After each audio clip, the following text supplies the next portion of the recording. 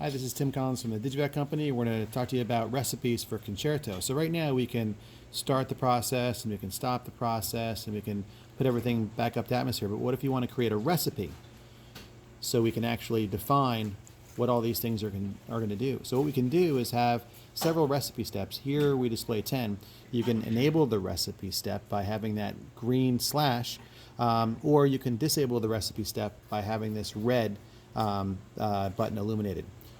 What we can do for this first one, we'll start at 760, then for 3 minutes we'll go to 500, for 5 minutes we'll go to 200, so all this is to avoid bumping, and then for 5 minutes we'll go to 100. For 120 minutes, this is the bulk of the distillation run, 2 hours, we'll go to 65 torr. That should be good for the isopropyl that we're doing. And then for 10 minutes, we'll kind of go back up to 760. We'll bleed that back up to atmosphere.